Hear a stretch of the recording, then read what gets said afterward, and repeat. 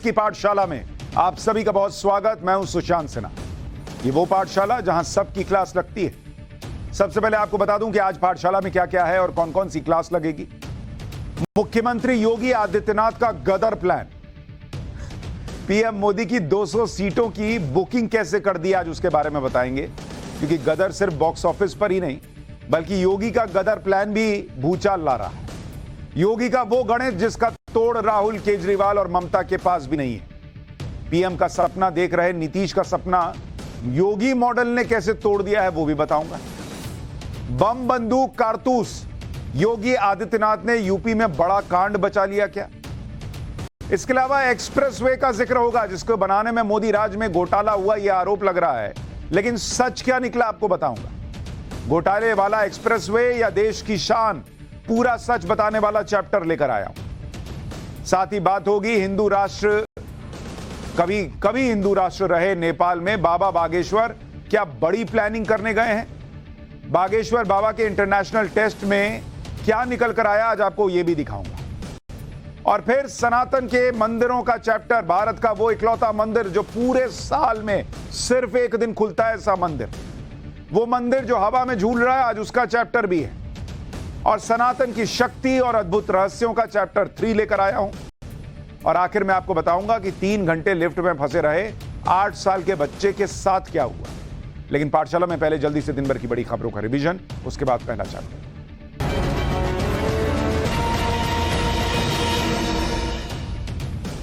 Supreme court से ममता सरकार को बड़ा झटका लगा है। सुप्रीम कोर्ट ने निगम भर्ती में कथित घोटाले की जांच सीबीआई को सौंपने के कलकत्ता हाईकोर्ट के फैसले को सही माना।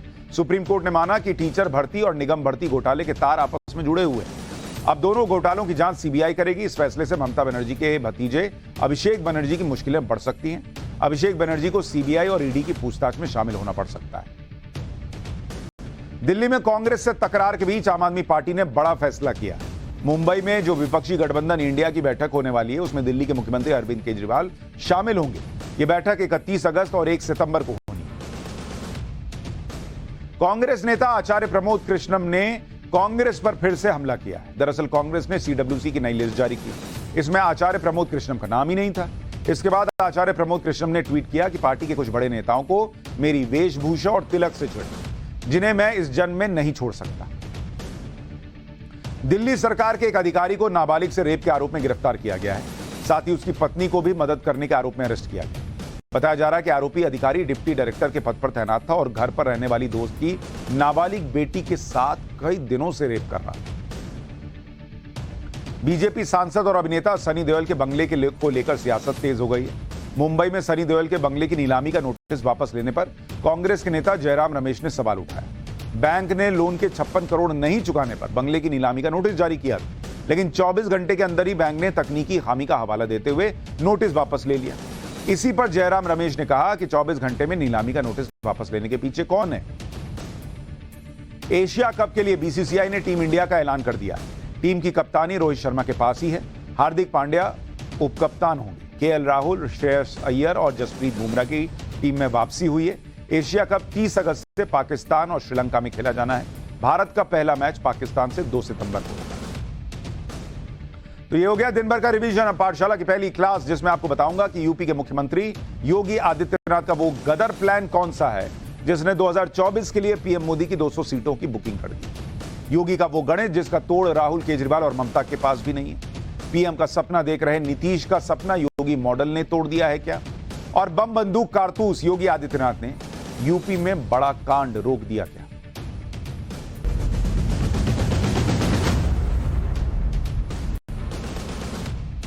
प्रधानमंत्री नरेंद्र मोदी से जीतने के सपने विपक्ष तो देख रहा है, लेकिन विपक्ष की सबसे बड़ी टेंशन इस वक्त है उत्तर प्रदेश, जहां से लोकसभा की सबसे ज्यादा 80 सीटें आती। विपक्ष ने अपना गठबंधन तो बना लिया, पार्टियां भी जुटा ली। अब वो आपस में सिर्फ फुटअव्वल कर रहे हैं वो अलग बात है, लेकिन कम से कम आए तो साथ में। अपने गठबंधन का नाम भी इंडिया गठबंधन रख लिया। राहुल गांधी, केजरीवाल, ममता बनर्जी, नीतीश सब साथ आने की बातें कर रहे हैं। मतलब आ गए हैं, साथ हैं, ये कह रहे हैं, लेकिन कितने हैं नहीं है वो तो मैं आपको बता ही रहा हूं। लेकिन इतना सब कुछ करने के बाद भी विपक्ष के पास यूपी का कोई तोड़ ही नहीं है, क्योंकि यूपी में काबा, यूपी में योगी बा। और योगी का जो इस वक्त गदर मचा हुआ है यूपी के अंदर, जो रौला चल रहा है भाई, उसका कोई तोड़ ही नहीं है इनके पास। क्योंकि यूपी में राहुल चलेंगे नहीं, केजरीवाल तो खत्म ही मामला है, वो भी नहीं चलेंगे, और ना ममता चलेंगी। और पिछले 4 चुनाव देख लीजिए तो अखिलेश और मायावती भी नहीं चल रहे हैं यूपी में। यूपी में अगर कोई चल रहा है तो वो नाम है योगी आदित्यनाथ, जिनके राज में वैसे तो कई काम ऐसे हो रहे हैं जिनकी बड़ी चर्चा हो रही है, लेकिन 2 बड़े काम जो सबसे ज्यादा चर्चा में। पहला काम कि योगी ने कानून व्यवस्था ठीक कर दी। भाई हर जगह योगी मॉडल की बात होती, कहीं दंगा हो जाए, कुछ हो जाए, फसाद हो जाए, क्राइम हो जाए, लोग कहते हैं यार योगी जी जैसा सीएम चाहिए। तो एक तो उन्होंने माहौल क्राइम के मामले में या लॉ एंड ऑर्डर के मामले में सेट कर दिया, क्राइम कम कर दिया। दूसरा काम जिसकी बड़ी चर्चा है यूपी में, राम मंदिर। ये वो 2 काम है जिनके आधार पर यूपी में योगी इस बार 80 की 80 सीटें नरेंद्र मोदी को जीतकर दिलाने का प्लान कर रहे हैं। आज गृह मंत्री अमित शाह और मुख्यमंत्री योगी आदित्यनाथ दोनों ने पूरा कॉन्फिडेंस भी दिखाया कि यूपी में बीजेपी विपक्ष का क्लीन स्वीप कर सकती है। क्लीन स्वीप मतलब क्या कि 80 की 80 सीटें बीजेपी जीतेगी और विपक्ष को एक भी सीट नहीं आएगी। एक बार इन दोनों नेताओं को सुनिए, अमित शाह को और योगी को, फिर आपको बताता हूं कि क्या वजह है कि 80 की 80 सीटें यूपी में बीजेपी जीतने का दम भर रही है। और अगर ऐसा कर लेती है बीजेपी तो कैसे नरेंद्र मोदी की 200 सीटों की बुकिंग हो जाएगी। पहले सुनिए दोनों नेता। 2024 में चुनाव आने वाला है, आप बताइए 73 सीटों का रिकॉर्ड तोड़कर 80 की 80 सीटों पर कमल खिलाएंगे क्या? अरे हम सब जोर से उन्हें खिलाएंगे। श्रद्धेय बाबूजी को इससे बड़ी श्रद्धांजलि कोई नहीं हो सकती। मित्रों, 80 की 80 सीटों पर एक बार कमल खिलाइए, मोदी जी को फिर से प्रधानमंत्री बनाइए और पूरे भारत में संदेश भेजिए कि उत्तर प्रदेश भारतीय जनता पार्टी का अभेद गढ़ है, इसको कोई पराजित नहीं कर सकता। जो अभियान 1990, 91, 92 और उसके उपरांत चला था, उसकी परिणति है प्रभु श्री राम की पावन जन्मभूमि अयोध्या में भगवान श्री राम के भव्य मंदिर के निर्माण का कार्य आज युद्ध स्तर पर चल रहा है। यह हर मनोरथ पूर्ण होने का ये क्रम है। आज अयोध्या में जहां भगवान राम का भव्य मंदिर बन रहा है, वहीं काशी में काशी विश्वनाथ धाम, ब्रज तीर्थ का विकास और विकास की वे सभी बड़ी परियोजनाएं जिनके बारे में कभी सोचा ही नहीं था, लेकिन आज वे मूर्त रूप लेती हुई दिखाई देती हैं। यानी अमित शाह से लेकर योगी आदित्यनाथ तक दावा कर रहे हैं कि बॉस 80 की 80 लोकसभा सीटें जो उत्तर प्रदेश में हैं वो कहीं नहीं जाने वाली, वो सब नरेंद्र मोदी के खाते में आने वाली। लेकिन अगर यूपी में बीजेपी ने 80 की 80 सीटें निकाल ली तो प्रधानमंत्री नरेंद्र मोदी की आधी टेंशन तो वैसे ही दूर हो जाएगी, क्योंकि ये ऐसे ही होगा कि 543 सीटों की रेस में अगर आप देखेंगे यूपी की 80 सीटों का बहुत मैसिव इंपैक्ट है। और यह बात सिर्फ 80 नहीं 200 सीटों की है, अभी आपको समझाऊंगा। अगर बीजेपी अगर 80 सीट जो बीजेपी जीती तो क्या होगा? इसका मतलब ये जो INDIA इसको मिलेगा 0, इसको तो कुछ आएगा नहीं। मोदी के खाते में कितनी आ जाएंगी? 80 सीट। सीधा बहुमत के लिए लोकसभा में कितने का आंकड़ा चाहिए होता है? 272। 80 सीट आ जाने का क्या मतलब है? और कितनी चाहिए होंगी नरेंद्र मोदी को? 192। मात्र 192 सीट चाहिए होगी।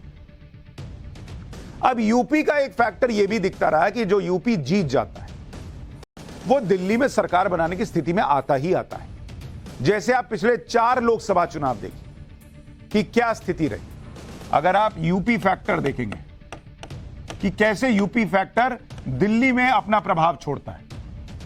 2004 जब लोकसभा के चुनाव हुए, अगर आप एसपी, बीएसपी और कांग्रेस के अलग अलग वोट शेयर को देखेंगे, एसपी, बीएसपी और कांग्रेस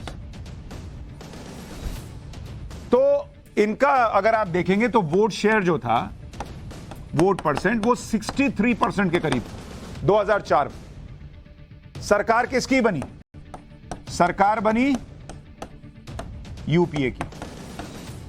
सारे लोग थे यूपीए में। फिर आप देखिए 2009 का चुनाव हुआ। 2009 के चुनाव में SP plus BSP plus Congress, इनका वोट प्रतिशत कितना था? वोट परसेंट था 68%। सरकार किसकी बनी? सरकार बनी यूपीए।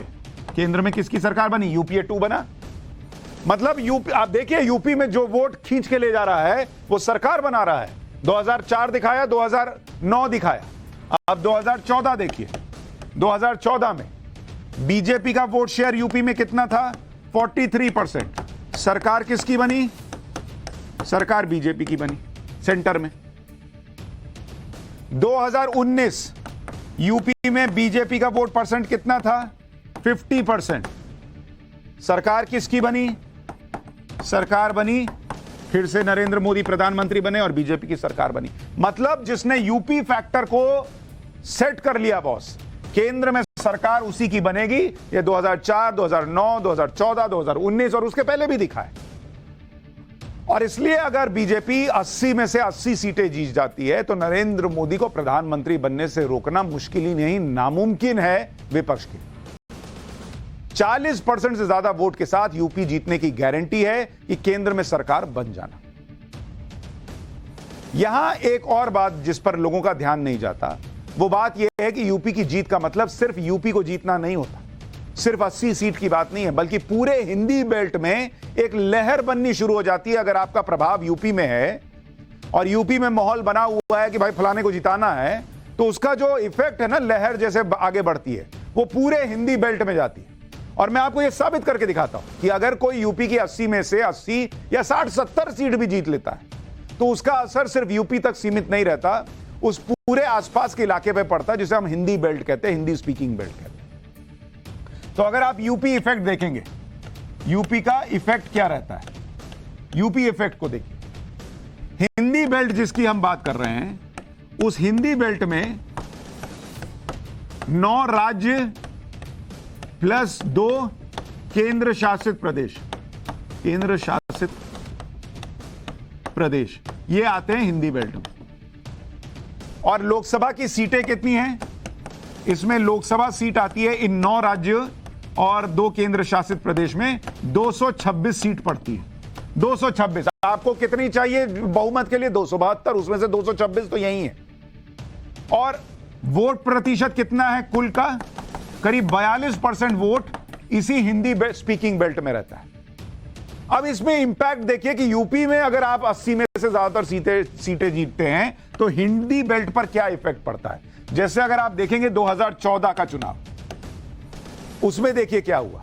अगर आप बीजेपी को देखेंगे, बीजेपी ने यूपी में कितनी सीटें जीती? यूपी में 80 में से 71 सीट जीती थी बीजेपी ने। हिंदी बेल्ट में क्या असर पड़ा? एचबी लिख देता हूं, हिंदी बेल्ट।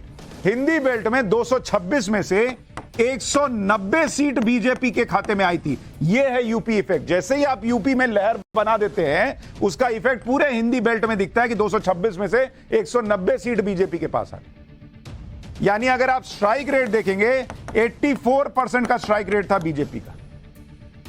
अब आप 2019 का चुनाव देखिए। 2019 में बीजेपी का आपको दिखा रहा हूं। 2019 में क्या हुआ? यूपी में बीजेपी को कितनी सीट आई? 62 आई 80 में से, यानी पिछले बार के मुकाबले थोड़ी कम हुई। इसी तरह इफेक्ट आप देखिए हिंदी बेल्ट में क्या हुआ। हिंदी बेल्ट में भी थोड़ी घट गई, 178 आई 226 में से। पहले 190 आई थी, 178 हो गई। स्ट्राइक रेट कितना रह गया? 78% के आसपास स्ट्राइक रेट रह गया। मतलब यूपी में बढ़ा तो आपका स्ट्राइक रेट भी बढ़ता है, आपको हिंदी बेल्ट में सीटें आती हैं। यूपी में आपकी सीट घटती है, आपका स्ट्राइक रेट घटता है, आपको हिंदी बेल्ट में सीटें घट जाती हैं। यानी अगर कोई यूपी को साथ ले ले और उसको साध ले तो उसके साथ साथ पूरा हिंदी बेल्ट भी उसके पाले में आता हुआ दिखता है। और जैसे ही पूरा हिंदी बेल्ट अपने पाले में आया, तो फिर देश के बाकी हिस्से से बहुत कम सीटों की जरूरत पड़ती है। जैसे अगर आप देखेंगे कि 2019 के चुनाव में क्या हुआ, हिंदी बेल्ट में बीजेपी को 178 सीट आई, बहुमत का आंकड़ा 272 था, यानी मात्र 94 सीट उनको पूरे देश में इधर उधर से चाहिए। यानी 9 राज्यों से 178 और बाकी 19 राज्यों से 100 की जरूरत पड़ती है। यानी हिंदी बेल्ट में स्वीप करने के बाद बीजेपी के लिए पूर्ण बहुमत की लड़ाई बहुत आसान हो जाएगी। और अगर 80 की 80 लोकसभा सीट जो योगी दावा कर रहे हैं कि यूपी में आ गई, तो हिंदी बेल्ट में 226 सीटों में से हो सकता है बीजेपी को 200 सीट आ जाए। और फिर इसका मतलब होगा कि मात्र 72 सीट जो है वो बाकी के देश में से चाहिए हो। तो बीजेपी के लिए 2024 की लड़ाई बहुत आसान हो जाएगी अगर यूपी को बीजेपी ने साथ दिया है। लेकिन ये 80 सीटें सिर्फ कहने से नहीं आएंगी। 80 सीटें लाने के लिए जमीन पर काम हो रहा है। यूपी और दूसरे राज्यों का फर्क सिर्फ कानून व्यवस्था के मामले में ही अगर आप देखेंगे तो आपको समझ में आ जाएगा कि योगी को यह कॉन्फिडेंस कहां से आ रहा है कि मैं 80 सीट लाके दे सकता हूं या मोदी जी 80 सीट ला सकते हैं। यूपी में कानून व्यवस्था को लेकर योगी सरकार बिल्कुल टाइट है, कोई ढिलाई नहीं। हिंसा फैलाने वालों, गुंडागर्दी करने वालों के खिलाफ प्रोएक्टिव अप्रोच है। जबकि बगल में विपक्ष के राज्य बिहार में हाल देख लीजिए, वहां आए दिन अपराध की खबरें आ रही, वहां की कानून व्यवस्था पर सवाल उठ रहे हैं। ये यूपी बिहार जिसको एक सांस में हम लोग बोलते हैं, लेकिन एक सांस में उनका इफेक्ट सेम नहीं है। यूपी में एकदम कानून का राज टाइट चल रहा है और बिहार में लोग पूछ रहे हैं कि क्या जंगल राज की वापसी हो गई। यह फर्क है योगी और नीतीश में। यूपी में योगी की पुलिस इतनी प्रोएक्टिव है कि अब कोई माफिया बनने के बारे में सोचता भी है तो उससे पहले एक्शन हो जाता है। आपको इलाहाबाद यूनिवर्सिटी का एक लेटेस्ट केस बताता हूं। इलाहाबाद यूनिवर्सिटी के मुस्लिम हॉस्टल में कल बड़ी संख्या में बम, कारतूस और हथियार मिले। यह वही हॉस्टल है जहां उमेश पाल हत्याकांड की साजिश रची गई, जहां से पुलिस ने माफिया अतीक के गुर्गे को पकड़ा था। उसी मुस्लिम हॉस्टल में पुलिस ने छापा मारा तो तलाशी के दौरान पुलिस ने 30 जिंदा बम और 2 जिंदा कारतूस और 2 तमंचे वहां से जब्त किए। मुस्लिम हॉस्टल के लड़कों के बीच मारपीट के एक केस में पुलिस को सूचना मिली थी कि हॉस्टल में भारी मात्रा में विस्फोटक सामग्री है। यूपी पुलिस अब यह पता लगाने में जुटी है कि भारी मात्रा में यह विस्फोटक सामग्री आई कहां से। सोचिए अगर ये बम, ये हथियार कहीं इस्तेमाल किए जाते तो कैसे हिंसा फैल सकती थी। अगर इस तरह की कार्रवाइयां ना हो तो भविष्य में अतीक जैसे माफिया और तैयार हो सकते। लेकिन अब यूपी में कोई अतीक अहमद या बमबाज गुड्डू मुस्लिम बनने के बारे में सोचता भी है तो यूपी पुलिस उसकी पहले ही धरपकड़ करती है। यह फर्क आया है उत्तर प्रदेश में। और यूपी का यह फर्क समझना है तो बिहार को देख लीजिए, बिहार का हाल देख लीजिए। एक के बाद एक लगातार क्राइम हो रहा है बिहार। 15 अगस्त के दिन बिहार के समस्तीपुर में थाना अध्यक्ष नंद किशोर यादव की गोली मारकर हत्या कर दी। थाना अध्यक्ष नंद किशोर यादव पशु तस्करों को पकड़ने के लिए रेड डाल रहे थे। उन्होंने पशु तस्करों के एक ट्रक को जब्त किया। इसी दौरान अपराधियों ने उन पर फायरिंग कर दी। अपराधी मवेशी से लदे ट्रक के साथ अपने सहयोगी को पुलिस कस्टडी से छुड़ाकर फरार हो गए। भाई, पुलिस वाले को मार भी दिया और अपने साथी को लेकर भाग गए। बिहार के अररिया में शनिवार के दिन विमल यादव नाम के पत्रकार की गोली मारकर हत्या कर दी गई। शनिवार सुबह बदमाशों ने पत्रकार के घर पर दरवाजा खटखटाया। गेट खोलते ही पत्रकार विमल यादव पर ताबड़तोड़ गोलियां बरसा दी। मौके पर ही विमल यादव की जान चली। इसी तरह बेगूसराय में 24 घंटे के अंदर 3 लोगों की हत्या हुई। रविवार सुबह अपराधियों ने एक रिटायर्ड शिक्षक की गोली मारकर हत्या कर दी। 2 साल पहले अपराधियों ने शिक्षक के बेटे की भी हत्या की। इसी तरह बेगूसराय में सड़क किनारे गाड़ी लगाने को लेकर विवाद हो गया तो दबंगों ने 3 लोगों पर फायरिंग कर दी, जिसमें एक की मौत हो गई। वारदात में पिता पुत्र गोली लगने से घायल भी हुए। बेगूसराय में ही रविवार को अपराधियों ने एक युवक की गोली मारकर हत्या कर दी। यह तो बिहार का हाल हो रखा है। लॉ एंड ऑर्डर को लेकर नीतीश कुमार पर सवाल उठ रहे हैं। बीजेपी कह रही है कि नीतीश कुमार से बिहार संभल ही नहीं रहा भाई, फिर भी वो देश का प्रधानमंत्री बनने और देश को संभालने का सपना देख रहे हैं।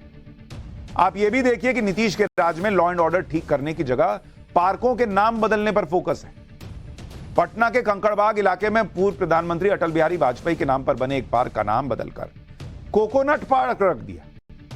अटल जी के नाम पे पार्क था, अब नाम हो गया कोकोनट पार्क। आज पार्क का उद्घाटन बिहार में वन पर्यावरण मंत्री तेज प्रताप यादव को करना था, लेकिन कार्यक्रम को रद्द कर दिया गया। माना जा रहा है कि पार्क का नाम बदलने को लेकर विवाद हुआ, इसलिए तेज प्रताप ने इसे टाल दिया।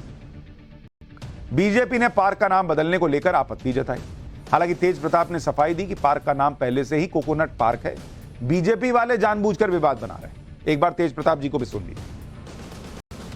कोकोनट पार्क तो शुरू से नाम है उसका, ये नया मोहरा ये लोग बन रहे हैं भाजपा के लोग, ये लोग गलत कर रहे हैं, बदमाशी कर रहे हैं। र्यूमर उड़ रहा है मीडिया के थ्रू कि उसका नाम बदला गया। कोई नाम नहीं बदला गया, कोकोनट पार्क ही है उसका नाम, शुरू से उसका नाम कोकोनट पार्क ही है। जी जी जी। जिस पार्क को लेकर विवाद हुआ वहां हमारे रिपोर्टर भी गए। पार्क का जो गेट है उसके ऊपर अटल बिहारी वाजपेयी का नाम लिखा हुआ है। उसी नाम के ऊपर कोकोनट पार्क की पट्टी लगी हुई थी। इस पार्क के अंदर अटल बिहारी वाजपेयी की मूर्ति भी लगी हुई है। पटना में पार्क के नाम को लेकर विवाद का सच जो भी, पार्क का नाम अटल बिहारी वाजपेयी के नाम पर भी रख दिया जाए तो किसी को क्या आपत्ति हो सकती है। बिहार के मुख्यमंत्री नीतीश कुमार तो अटल बिहारी वाजपेयी के बहुत बड़े प्रशंसक हैं। कुछ दिन पहले अटल जी को श्रद्धांजलि देने के लिए नीतीश कुमार बिहार से दिल्ली चले आए थे। नीतीश कुमार ने तब कहा था कि वो अटल जी का बहुत सम्मान करते हैं। अब जिस अटल जी का नीतीश कुमार इतना सम्मान करते हैं, उनके ही राज में अगर किसी पार्क का नाम अटल जी के नाम से हटाकर किसी और के नाम पर किए जाने का आरोप लगे तो सवाल उठेंगे कि यह कैसा सम्मान। विपक्ष के विरोधाभास और विपक्ष के टकराव तो हर जगह दिख रहे हैं, लेकिन नरेंद्र मोदी और योगी आदित्यनाथ का फोकस एकदम क्लियर दिख रहा है। खास तौर पर यूपी को लेकर मोदी योगी कहीं कोई कोर कसर छोड़ ही नहीं रहे। यूपी में जाति का गणित एक सच्चाई है और उस गणित को भी साधा जा रहा है। अगर विपक्ष यूपी में ओबीसी सम्मेलन कर रहा है तो बीजेपी भी ओबीसी को इस तरह से बड़ा मैसेज दे रही है कि अमित शाह आज दिल्ली से अलीगढ़ पहुंच गए और पूर्व सीएम कल्याण सिंह की पुण्यतिथि के कार्यक्रम में हिस्सा लिया। कल्याण सिंह यूपी में बीजेपी के पहले मुख्यमंत्री और कल्याण सिंह के जरिए बीजेपी ने बड़ी संख्या में नॉन यादव ओबीसी समुदाय को अपने पाले में किया। नॉन यादव ओबीसी पर बीजेपी का पहले से ही फोकस रहा। यूपी में ओबीसी वोटों का गणित भी समझिए। जो 80 की 80 सीटों का जिक्र हो रहा है वो यूपी में ओबीसी फैक्टर समझिए कि उस पर कैसे बीजेपी काम कर रही है। और ये यूपी का ओबीसी फैक्टर है जिसने बीजेपी को पिछली बार जो है वो ज्यादा संख्या में सीटें दिलाई थी, 2014 में भी और 2019 में। यूपी में अगर आप देखेंगे कुल ओबीसी कितने हैं, यूपी के अंदर कुल ओबीसी जो है वो 41% है, 41, जिसमें से यादव जो है वो 9%, 9% यादव है। और नॉन यादव ओबीसी जिन पर बीजेपी फोकस करती आई है उनकी संख्या जो है वो बैठती है 32%। तो अमित शाह ने यहां पर 2014 में ही उन्होंने कहा कि सब लोग वहां पर यूपी में यादव की बात करते हैं, यादवों की बात करते हैं, नॉन यादव ओबीसी की कोई बात ही नहीं करता। तो उन्होंने उस वोट बैंक पर अपना फोकस किया और ये 32% जब बीजेपी के खाते में आया, उनकी तरफ आया, तो बीजेपी की सीटें एकदम बम्पर छप्पड़ फाड़ ऊपर चली गई। उधर समाजवादी पार्टी भी ओबीसी सम्मेलन कर रही है और उसमें उन नेताओं को ज्यादा तवज्जो दी जा रही है जो नॉन यादव ओबीसी है। मतलब अखिलेश यादव को भी समझ में आ रहा है कि सिर्फ यादवों के साथ से नहीं होगा, नॉन यादव को भी लेकर चलना पड़ेगा, जैसे स्वामी प्रसाद मौर्य। लेकिन आज स्वामी प्रसाद मौर्य के साथ एक कांड हो गया। लखनऊ में समाजवादी पार्टी के ओबीसी सम्मेलन में स्वामी प्रसाद मौर्य पर जूता फेंक दिया किसी ने। देख रहे हैं, जूता चल गया उनको। स्वामी प्रसाद मौर्य सम्मेलन में शामिल होने के लिए आए थे, वो कार्यकर्ताओं से घिरे हुए थे, तभी उन पर जूता फेंक दिया गया। गुस्से में कार्यकर्ताओं ने जूता फेंकने वाले को खूब पीट दिया। पुलिस ने जूता फेंकने वाले को हिरासत में लिया। आरोपी का नाम आकाश सैनी है जो वकील की ड्रेस में आया हुआ है। पुलिस अब यह पता लगाने में जुटी है कि स्वामी प्रसाद मौर्य पर जूता क्यों फेंका गया। लेकिन स्वामी प्रसाद मौर्य अपने बयानों को लेकर हमेशा विवाद में रहते हैं।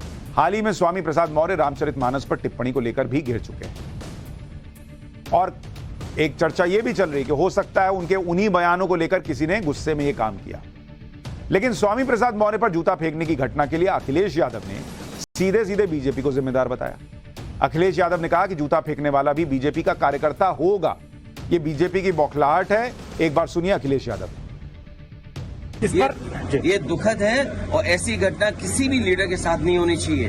जो कार्यकर्ता वहां था मऊ में, वो भारतीय जनता पार्टी का कार्यकर्ता था। यहाँ भी कहीं न कहीं भारतीय जनता पार्टी का है और भारतीय जनता पार्टी का ही कार्यकर्ता होगा। इसलिए भारतीय जनता पार्टी बौखला गई है, घबराई हुई है कि जन समर्थन अब उनसे हट रहा है। अखिलेश यादव खुद ही कह रहे हैं कि बीजेपी का होगा, मतलब उनको पता नहीं कि है कि नहीं। लेकिन उन्होंने निष्कर्ष भी दे दिया कि बीजेपी का ही होगा और बीजेपी घबरा गई। इससे पहले रविवार को यूपी की घोसी विधानसभा उपचुनाव में बीजेपी के उम्मीदवार दारा सिंह पर स्याही फेंक दी गई थी। दारा सिंह गाड़ी से उतरकर कार्यकर्ताओं से मिल रहे थे, तभी किसी ने उन पर स्याही फेंक दी। दारा सिंह मऊ जिले की घोसी सीट पर प्रचार कर रहे थे। अभिमन्यु यादव नाम के एक व्यक्ति ने उन पर स्याही फेंक दी।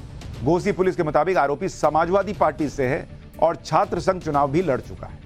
हालांकि सोमवार को आरोपी ने पुलिस के सामने सरेंडर कर दिया। आरोपी का दावा है कि उसने बीजेपी के एक लोकल लीडर के कहने पर यह किया। घोसी विधानसभा में 5 सितंबर को वोटिंग हुई। बीजेपी ने यहां से दारा सिंह चौहान को कैंडिडेट बनाया है, जो हाल ही में समाजवादी पार्टी से बीजेपी में आए।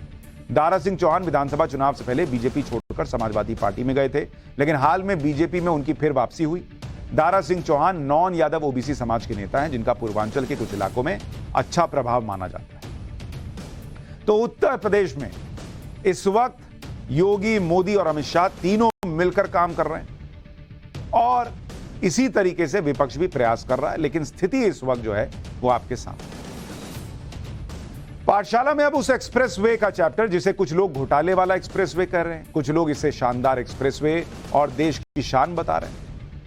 घोटाले वाला एक्सप्रेसवे या फिर देश की शान? क्या नरेंद्र मोदी सरकार में एक्सप्रेसवे बनाने के नाम पर घोटाला हुआ या नहीं हुआ? अब इसका पूरा सच बताने वाला चैप्टर खोलता हूं।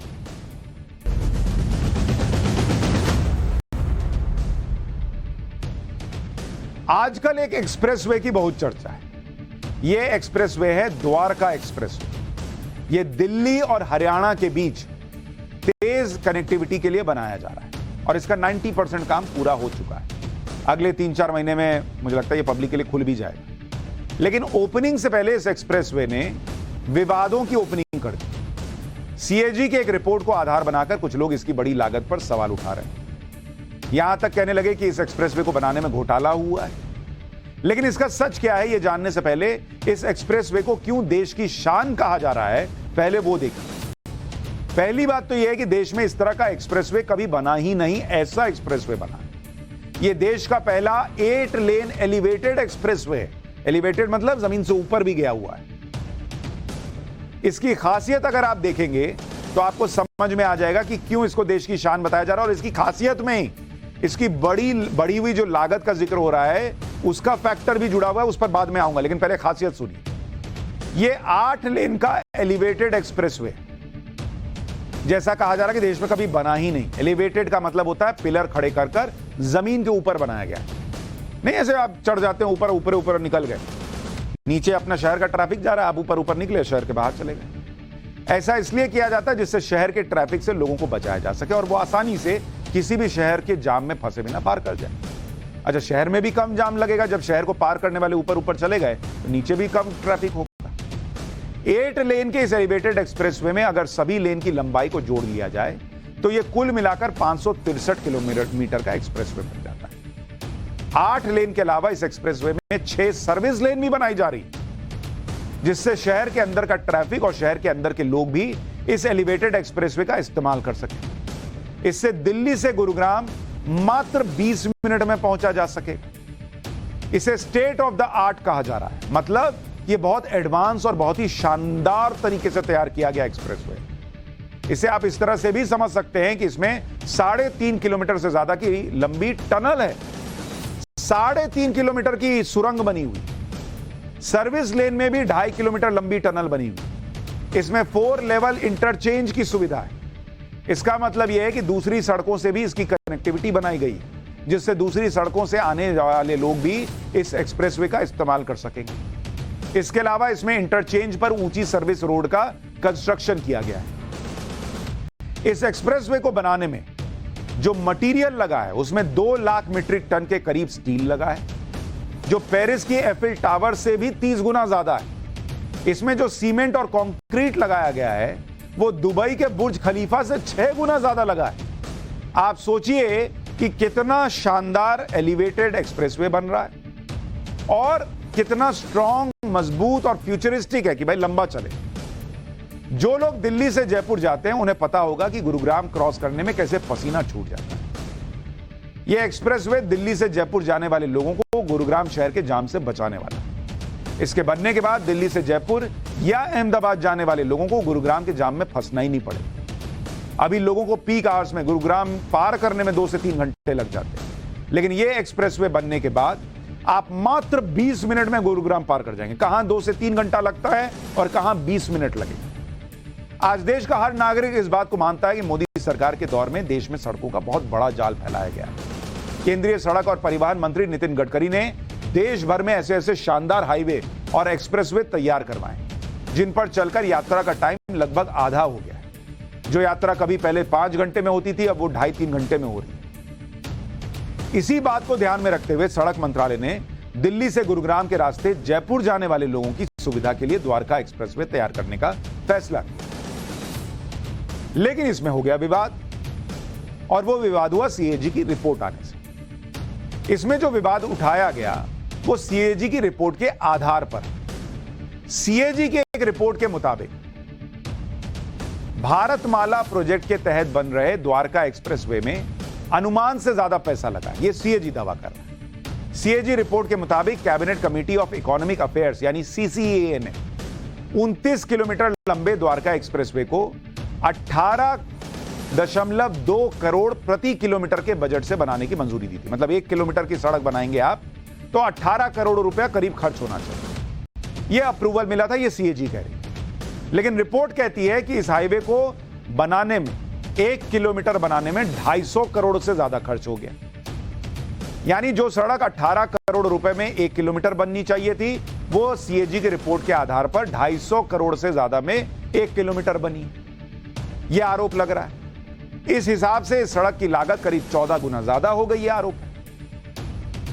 लेकिन सच्चाई क्या है? द्वारका एक्सप्रेसवे पर आई सीएजी की रिपोर्ट के हवाले से जो विवाद खड़ा हुआ, उस पर नितिन गडकरी ने, जो जिनका मंत्रालय है, उन्होंने ही जवाब दिया और साफ किया कि द्वारका एक्सप्रेसवे की लंबाई 29 किलोमीटर है। इसमें 10 किलोमीटर का हिस्सा दिल्ली में और 19 किलोमीटर का हिस्सा हरियाणा में। पहले हरियाणा सरकार इसे बनाने वाली थी, लेकिन बाद में इसे national highway authority of India ने बनाया।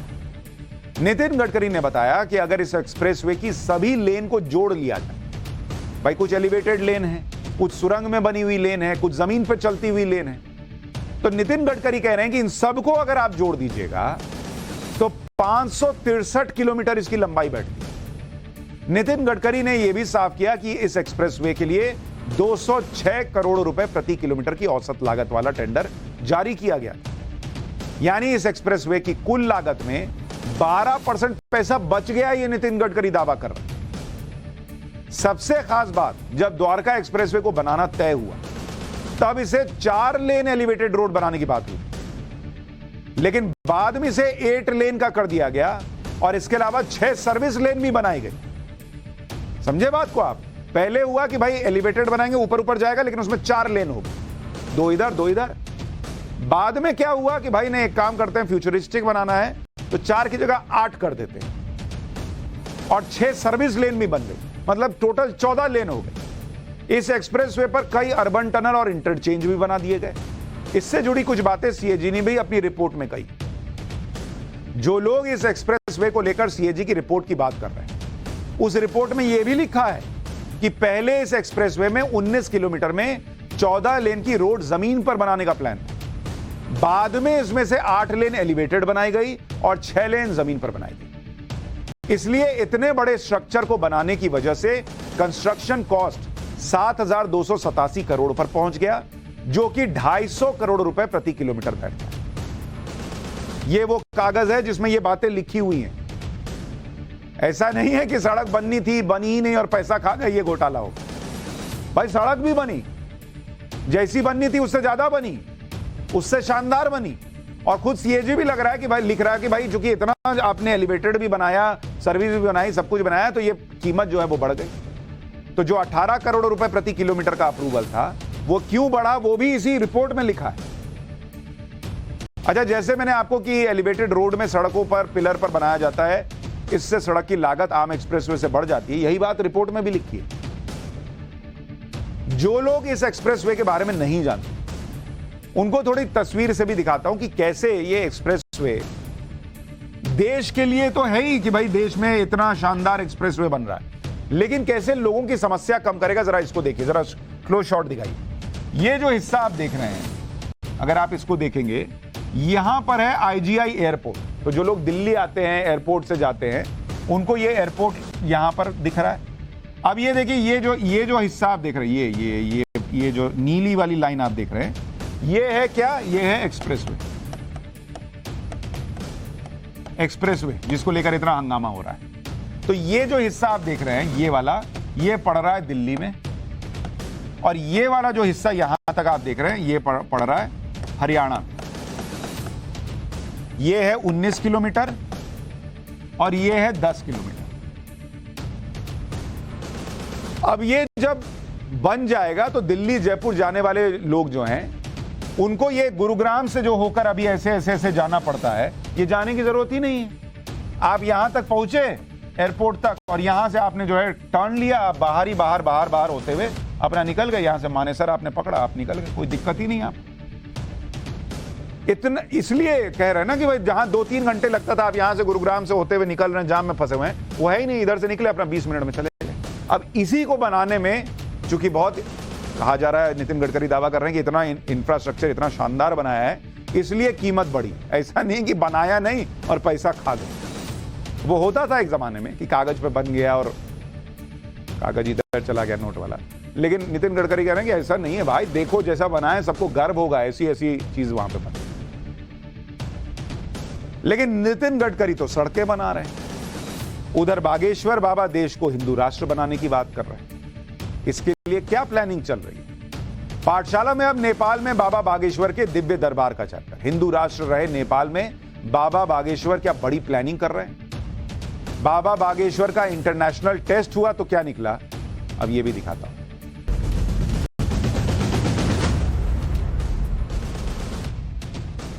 सात समंदर पार ब्रिटेन में सनातन का झंडा बुलंद करने के बाद बागेश्वर धाम वाले बाबा धीरेन्द्र शास्त्री आजकल नेपाल में, वही नेपाल जो कभी हिंदू राष्ट्र होता था, वैसा ही हिंदू राष्ट्र जिसकी कल्पना बागेश्वर बाबा करते हैं।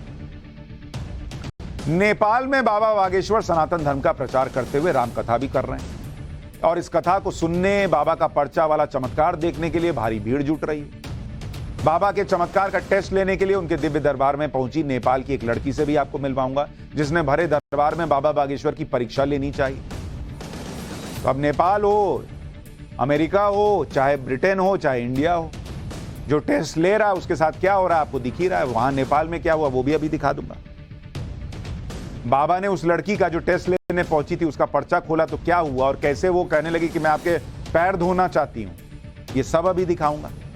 लेकिन उससे पहले सुनिए कैसे बाबा बागेश्वर ने नेपाल में रामकथा के पहले ही दिन हिंदू राष्ट्र की हुंकार भरी और सनातन की अलख जगाई। जुनून ऐसा है कि रेगिस्तान में बाग लगा दूं। जुनून ऐसा है कि रेगिस्तान में बाग लगा दूं। सनातनी हिंदुओं, तुम एक हो जाओ, मैं पूरी दुनिया में सनातन की आग लगा दूं। ये महत्वपूर्ण नहीं है कि आप रहते कहां हो, चाहे भारत में रहो या नेपाल में, माई बाप दोनों एक ही है, कोई अलग नहीं। नेपाल राष्ट्र बहुत महान है, यहां आकर के हम भी बहुत गौरवान्वित महसूस कर रहे हैं। लेकिन हम तुमसे प्रार्थना करेंगे, नेपाल के वासियों, जहां भी रहो, जिस परिस्थिति में रहो, अपने सनातन का झंडा गाड़े रहना चाहिए। सनातन का मतलब सबको लेकर चलने वाला, सनातन का मतलब मस्तक पर टीका, सनातन का मतलब राम राज्य की स्थापना, सनातन हिंदुओं की एकता, सनातन का मतलब प्रभु श्री राम मैया जानकी जी की जय जयकार। यानी बागेश्वर बाबा सिर्फ हिंदुस्तान के हिंदुओं को, सनातनियों को साथ नहीं ला रहे, दुनिया भर के हिंदुओं को और सनातनियों को साथ ला रहे। और नेपाल में भी कह रहे हैं कि भाई सनातन का मतलब है सबको साथ लेकर चलना, और कम से कम अगर सबको साथ लेकर चल रहे हो तो सारे हिंदू तो कम से कम एक साथ चलो। नेपाल के चितवन में लगे बाबा बागेश्वर के दरबार में मौजूद लोग उस वक्त हैरान रह गए जब नेपाल की एक लड़की ने भरे दरबार में बाबा के चमत्कार का टेस्ट करने की कोशिश की।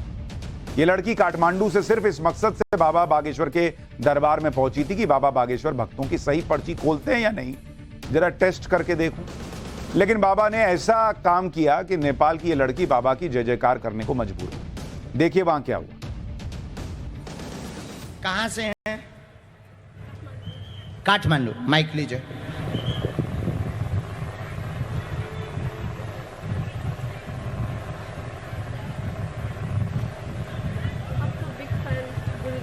आपका बिग फैन हूँ। हाँ, हमारा बिग फैन हो। बिग मतलब बड़ा, खूब फैन। हाँ। माइक ले लो, नजदीक आओ, बोलो क्या बात। आपका दर्शन के लिए आई थी। इतना वो ब्लंडर वाला कुछ नहीं है, जस्ट लाइक क्लैरिटी चाहिए थे लाइफ में। तो अब मेरा पर्पस था आपका दर्शन के लिए था। अच्छा, केवल देखने आए? यस। ओके, हमने इतना लिखा। हिंदी आता है? ये क्या लिखा? हाँ, कोई प्रश्न नहीं सोचा था, दर्शन करने आई थी, पता करना था कि सच क्या है, क्या ये सच बताते हैं, शिव साधना करती हो, शिव साधना मार्ग में उज्जवल भविष्य हो जाएगा, आशीर्वाद है। Thank you, so true, thank you. जय Welcome. बागेश्वर धाम की जय। अब बागेश्वर धाम भी आना। तुम्हारा पिता भी है परिवार? आपका वो मुझे मेरा एक विश है, वो आपका ढोकना है पहर को। हाँ, नहीं, दूर से ही। हाँ, खुश रहो। वेलकम। आप शक्ति साधना भी साथ में बढ़ाइए। हम आपको मेडिटेशन, साधना मीन्स मेडिटेशन, आपकी जो अर्जी लगी वो मेडिटेशन के कारण ही लगी। बहुत उज्जवल है, बहुत अच्छी है, आप करिए। बस द्वंद्व में पड़ जाते हैं कि भ्रम है या सही, ये निर्णय नहीं आप ले पाते हैं। तो आप शक्ति साधना भी कीजिए, कैरियर भी आपका उच्च है और आगे चलकर के भगवान शिव की बहुत कृपा होगी और बहुत लोगों की जो मदद करने का आपका ड्रीम है, ऐसा कार्य आप स्थापित कर पाएंगी आगे भविष्य में, आशीर्वाद है। Thank you. बात एकदम सही। बागेश्वर बाबा का टेस्ट यहां हिंदुस्तान में पत्रकारों से लेकर दूसरों ने लिया, ब्रिटेन में लिया, अब नेपाल में लिया, हर जगह वो हर टेस्ट पास कर रहा। नेपाल में राम कथा के लिए पहुंचे बाबा बागेश्वर ने वहां के लोगों से रिश्ता भी जोड़ा। भगवान राम और सीता माता की बात करते हुए बाबा बागेश्वर ने नेपाल को अपना ननिहाल बता दिया। सुनिए। महाराज जनक की इस पावन भूमि एक ऐसा राष्ट्र जहां सनातन की खुशबू त्रेता युग से अभी तक विद्यमान है, ऐसी नेपाल की इस भूमि को हम बारंबार प्रणाम करते हैं। जैसे ही हम यहां पहुंचे तो हमारा मन एकदम बच्चे की भांति खिलखिलाने लगा, जैसे छोटा बच्चा एकदम मंत्र मुग्ध हो जाता है। तब हम रात को विचार कर रहे थे कि हमारा मन इतना खिलखिला क्यों रहा, कारण क्या है, इस भूमि में आकर हम इतने खुश क्यों हैं। तब हमें बाद में पता लगा कि ये हमारे मामा जी का घर है।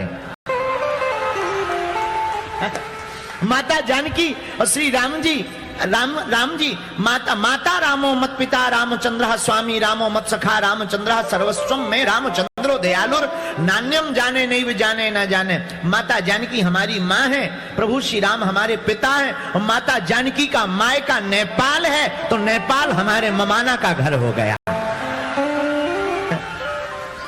यहाँ जितने नेपाल के बासी बैठे तो कोई हमारे मामा जी लग रहे, कोई मामी, कोई मामा जी, कोई मामी, कोई भैया, तो सब रिश्ते। और ये आप लोग बहुत अच्छे वाले मामा हो, वरना मामाओं का इतिहास खतरनाक है।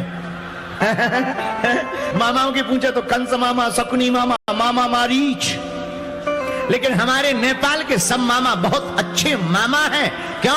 अरे जिनकी बहनी हमारी श्री जानकी, फिक्र हमें काहे की, बहनी हमारी श्री जानकी, फिक्र हमें।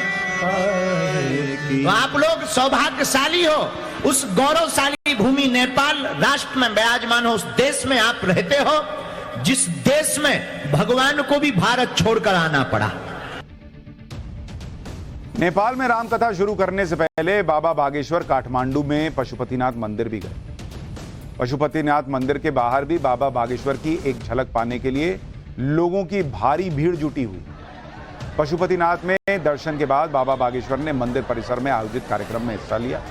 इस कार्यक्रम में बाबा बागेश्वर ने सनातन का झंडा बुलंद करने के लिए भारत के साथ कंधे से कंधा मिलाकर चलने के लिए नेपाल की तारीफ भी की। बाबा बागेश्वर जहां जाते हैं उनके चाहने वालों की भीड़ तो उमड़ती है, फिर चाहे वो नेपाल हो या फिर लंदन। कुछ दिन पहले लंदन में बाबा बागेश्वर का दरबार सजा था। वहां उनके दरबार में सिर्फ हिंदू ही नहीं बल्कि अंग्रेज भी राम नाम बोलते सुनाई दिए थे। और अब नेपाल में भी 3 दिन तक लगे बाबा बागेश्वर के दिव्य दरबार में जय श्री राम की गूंज सुनाई दे रही। नेपाल में बागेश्वर बाबा की लोकप्रियता का अंदाजा आप इसी से लगा सकते हैं कि राम कथा के लिए जब बाबा बागेश्वर नेपाल पहुंचे तो काठमांडू एयरपोर्ट पर जय श्री राम के नारों के साथ बाबा बागेश्वर का स्वागत। बाबा की एक झलक पाने के लिए नेपाल एयरपोर्ट पर क्या हुआ देखिए जरा, हजारों की भीड़ उमड़ गई।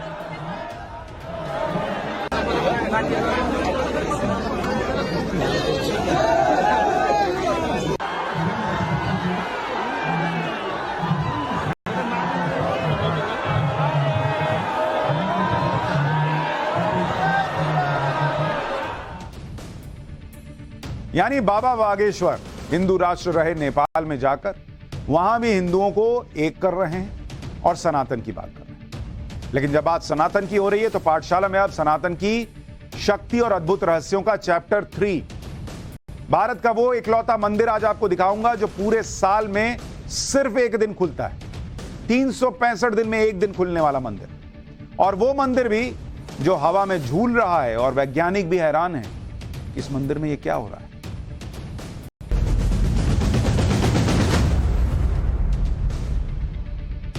भारत के मंदिरों के इतिहास पर जब हमने चैप्टर शुरू किया तो आप सभी ने उसे खूब पसंद किया। हमारे पास आप लोगों की लगातार रिक्वेस्ट आ रही है कि मंदिरों के बारे में और जानकारी दीजिए, सनातन की ताकत दिखाइए, सनातन के रहस्य बताइए। आज आपको मंदिर सीरीज के पार्ट 3 में उन मंदिरों के बारे में बताऊंगा जो आज भी विज्ञान के लिए चुनौती बने हुए। हजारों साल पहले वो कौन सी तकनीक थी जिसके दम पर ये मंदिर बनाए गए, वैज्ञानिकों के लिए भी रहस्य बना हुआ। लेकिन आज आपको सबसे पहले उस मंदिर के बारे में बताता हूं जो साल में सिर्फ एक दिन ही खुलता है, और आज ही वो दिन है जब वो खुलता है साल में एक दिन। उज्जैन में नाग चंद्रेश्वर मंदिर है जिसके पट पूरे साल सिर्फ नाग पंचमी के दिन ही खुलते हैं। आज नाग पंचमी के मौके पर कल रात 12 बजे इस मंदिर के दरवाजे खोले गए जो आज रात 12 बजे तक खुले रहे।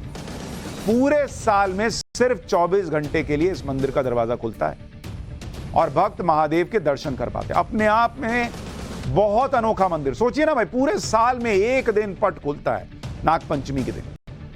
नाग चंद्रेश्वर मंदिर महाकाल मंदिर के शिखर पर मौजूद है। नाग चंद्रेश्वर मंदिर में 11वीं शताब्दी की एक अद्भुत शिव प्रतिमा स्थापित है। प्रतिमा में भगवान शिव अपने परिवार के साथ 7 फन वाले नागों के सिंहासन पर विराजमान है। ऐसा माना जाता है कि ऐसी प्रतिमा पूरी दुनिया में कहीं और नहीं। यह भी कहा जाता है कि यह प्रतिमा नेपाल से ही लाई गई। सामान्य तौर पर सांपों की शैया पर विष्णु भगवान दिखते हैं, लेकिन यह इकलौता मंदिर है जहां महादेव भगवान शिव सर्प की शैया पर विराजमान है। मान्यता है कि सांपों के राजा तक्षक इसी मंदिर में साक्षात रहते हैं। माना जाता है कि इस मंदिर का निर्माण 1050 ईस्वी में परमार राजा भोज ने करवाया था। यहां पर महादेव की आराधना करने से सर्प दोष से मुक्ति मिलती है, यह भी मान्यता है। नाग चंद्रेश्वर मंदिर के बारे में कई तरह की मान्यताएं, और इन मान्यताओं के मुताबिक सांपों के राजा तक्षक ने भगवान शंकर को प्रसन्न करने के लिए घोर तपस्या की। तपस्या से प्रसन्न होकर भगवान शंकर ने तक्षक को अमर होने का वरदान दिया। वरदान मिलने के बाद सर्पराज तक्षक ने भगवान शिव के साथ रहना शुरू कर दिया, लेकिन भगवान महाकाल चाहते थे कि उनकी शांति में बाधा न पड़े। इसलिए यह परंपरा चली आ रही है कि तक्षक और महादेव सिर्फ नाग पंचमी को ही दर्शन देते हैं, बाकी पूरे साल इस मंदिर के द्वार बंद रहते हैं। नाग चंद्रेश्वर मंदिर में नाग पंचमी के दिन दर्शन और पूजन का बहुत महत्व है। नाग पंचमी पर इस मंदिर में त्रिकाल पूजा यानी 3 तरह की पूजा होती है। पहली पूजा मध्य रात्रि में महानिर्वाणी अखाड़ा करता है, दूसरी पूजा दोपहर में प्रशासन की तरफ से होती है, और तीसरी पूजा शाम को भगवान महाकाल की पूजा के बाद मंदिर समिति करती है। यानी अपने आप में इस मंदिर को लेकर भी बहुत कमाल की मान्यताएं हैं, और शायद ही देश में बहुत सारे लोगों को पता हो कि ऐसा भी कोई मंदिर है जहां पर भगवान शिव नाग की शैया पर हैं और साल में एक दिन पट खुलता है। अब आपको दिखाता हूं वो बावड़ी जो उल्टे मंदिर के आकार में बनाई गई। अब आप सोचिए क्या चीजें हो रही हैं। मंदिर जिसके लिए कहा जाता है कि बना ही उल्टा है। रानी की वाव एक बावड़ी, बावड़ी यानी जहां पर पानी जमा किया जाता है, जहां से पानी जमा किया जाता है। रानी की वाव की वास्तुकला बेहद शानदार है और इसे यूनेस्को की वर्ल्ड हेरिटेज साइट में भी शामिल किया गया है। रानी की वाव की सबसे खास बात यह है कि यह उल्टे मंदिर के आकार में बनाई गई। रानी की वाव 64 मीटर लंबी, 20 मीटर चौड़ी और 27 मीटर गहरी। इस बावड़ी में 7 चरणों में सीढ़ियां हैं जिस पर उतरकर 27 मीटर नीचे तक जाया जा सकता है। रानी की वाव को साल 1063 में सोलंकी राजा भीमदेव प्रथम की याद में उनकी पत्नी रानी उदयामती ने बनवाया। इस बावड़ी में 800 से ज्यादा मूर्तियां हैं। इसकी दीवारों और स्तंभों पर भगवान राम, वामन, महिषासुर मर्दनी, कल्की जैसे अवतारों के विभिन्न रूपों में भगवान विष्णु का महिमा मंडन भी किया गया है। यह गुजरात के पाटन में मौजूद है। रानी की वाव की तस्वीर 100 रुपए के नोट पर भी बनी होती है। आपने ये नोट तो बहुत देखा होगा, लेकिन कभी सोचा नहीं होगा कि ये क्या बना हुआ है। ये गुजरात के पाटन में रानी की वाव, ये जो बावड़ी है, उसी की तस्वीर 100 रुपए के नोट पर होती है। रानी की वाव की संरचना उल्टे मंदिर की तरह है। इसका निर्माण ऐसे किया गया है कि सबसे नीचे पहुंचने पर मंदिर के केंद्र तक पहुंचने का आभास होता है। रानी की वाव के 7 चरण यानी 7 मंजिल है, लेकिन गहराई भी। चौथे से 7वें चरण की सीढ़ियां मंदिर को जोड़ती। तीसरे चरण पर पहुंचने के बाद देवी देवताओं की मूर्तियां दिखने लगती हैं।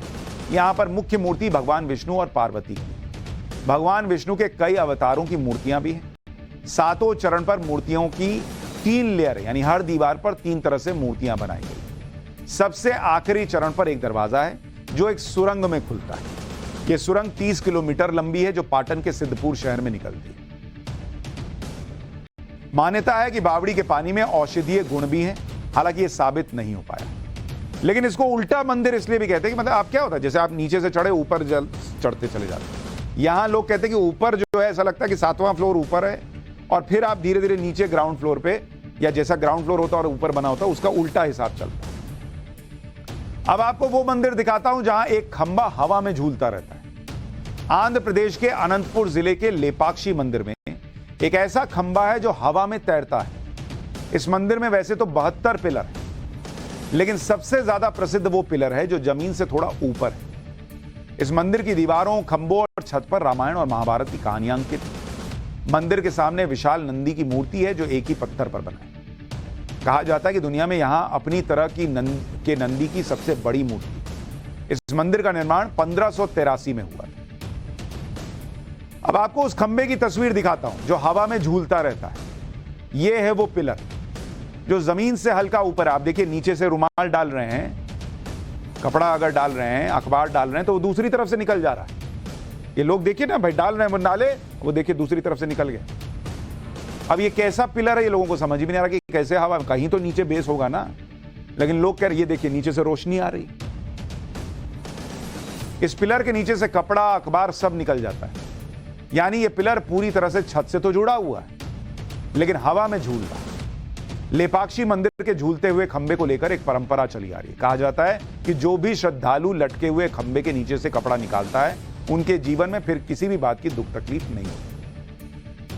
लेपाक्षी मंदिर का संबंध रामायण काल से भी है। मान्यता है कि जब रावण सीता का हरण करके ले जा रहा था, तब जटायु ने उससे युद्ध किया। युद्ध में घायल होकर जटायु यहीं गिर गए थे।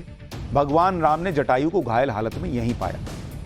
भगवान राम ने जटायु से उठने के लिए कहा। लेपाक्षी का तेलुगु में अर्थ है उठो पक्षी। लेपाक्षी मंदिर के हैंगिंग पिलर का राज जानने के लिए विदेशी लोगों ने भी खूब जोर लगाया। लेपाक्षी मंदिर और अंग्रेजों से जुड़ा एक किस्सा भी बताता हूं। कहा जाता है कि साल 1902 में ब्रिटिश इंजीनियर हैमिल्टन लेपाक्षी मंदिर आया। ब्रिटिश इंजीनियर ने हैंगिंग पिलर को हटाने का निर्देश दिया कि इसको हटाओ, जरा देखूं कैसे है। पिलर को हटाने के लिए उस पर हथौड़ों से वार किए गए। हथौड़ों के वार से मंदिर के दूसरे खंभों पर दरार आने लगी। यह देखकर कहा जाता है कि ब्रिटिश इंजीनियर ने खंभे को हटाने का आदेश ही वापस ले लिया।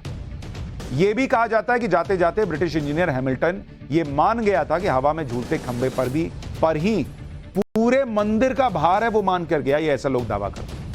अगर इसको नुकसान पहुंचा तो मंदिर को नुकसान पहुंचेगा, मतलब एक पिलर पर पूरा मंदिर है ये वो मान कर गया, ऐसा लोगों की मान्यता है।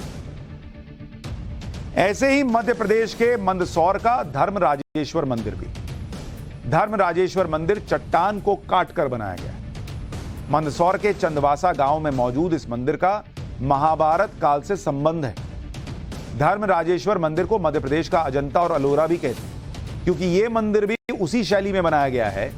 हैरानी की बात यह है कि इस मंदिर का शिखर सबसे पहले बना था और उसमें नींव पर काम बाद में हुआ। धर्म राजेश्वर मंदिर का इतिहास 9वीं शताब्दी का है और इस मंदिर तक पहुंचने के लिए 9 मीटर जमीन की तह में जाना होता है। धर्म राजेश्वर मंदिर का इतिहास यह है कि वो 9वीं शताब्दी का है और मंदिर के शिखर को उत्तर भारतीय शैली में डिजाइन किया गया है। वास्तुकला एलोरा के कैलाश मंदिर के समान है और जो भी इसे देखता है वो आश्चर्यचकित रह जाता है। लेकिन आश्चर्यचकित तो लोग इस बात को लेकर भी रह गए। सनातन और मंदिरों के बारे में जब आपको बता रहा हूं तो बहुत सारे लोग कह रहे हैं कि ये उनको पता ही नहीं था और वो और जानना चाहते हैं। अगर आपको भी लगता है कि हमें ये सीरीज जारी रखनी चाहिए तो हमें #न्यूज़ की पाठशाला पर ट्वीट करके जरूर बताइएगा। एक छोटा सा ब्रेक ले रहा हूं। क्लास, एक 8 साल का बच्चा लिफ्ट में अकेला फंस गया। अचानक लिफ्ट बंद हो गई। घटना दिल्ली के पास फरीदाबाद की है। 8 साल का गौरवान्वित नाम का लड़का सोसाइटी की लिफ्ट में करीब 3 घंटे फंसा रहा। अचानक लिफ्ट रुक जाने पर शुरुआत में वो थोड़ा घबराया, लेकिन उसने हिम्मत नहीं हारी। इसी हिम्मत की वजह से बच्चा सही सलामत बच गया। परिवार वालों के मुताबिक बच्चा शाम 5 बजे ट्यूशन के लिए निकला था, लेकिन 7 बजे तक ट्यूशन से लौटा ही नहीं, जबकि अमूमन 6 बजे आ जाता था। परिवार वालों ने उसके टीचर को फोन किया तो पता चला कि बच्चा तो ट्यूशन में आया ही नहीं। इसके बाद परिवार वालों ने बच्चे की तलाश शुरू की। कुछ देर बाद पता चला कि बिल्डिंग की लिफ्ट शाम 5 बजे से बंद है। लिफ्ट मैनेजर को बुलाकर तुरंत लिफ्ट खुलवाई गई तो बच्चा लिफ्ट के अंदर बैठा मिला। बच्चे ने बताया कि लिफ्ट बंद होने पर उसने जोर जोर से आवाज भी लगाई थी, इमरजेंसी बटन भी दबाया था, लेकिन किसी ने मदद नहीं की। बच्चे के मुताबिक जब काफी देर तक कोई मदद नहीं आई तो उसने लिफ्ट में ही स्कूल बैग खोला और होमवर्क करना शुरू कर दिया। आरोप है कि RWA ने कई साल से सोसाइटी की लिफ्ट की मरम्मत नहीं कराई और इसीलिए मैंने आपसे कहा था कि आपकी सोसाइटी में स्विमिंग पूल ठीक से काम करेगा या नहीं, या जिम ठीक से काम करेगा या नहीं, उससे पहले ये चेक करिए कि लिफ्ट की सर्विस हुई है या नहीं और वो ठीक से काम करेगा या नहीं। आगे बढ़ने से पहले नजर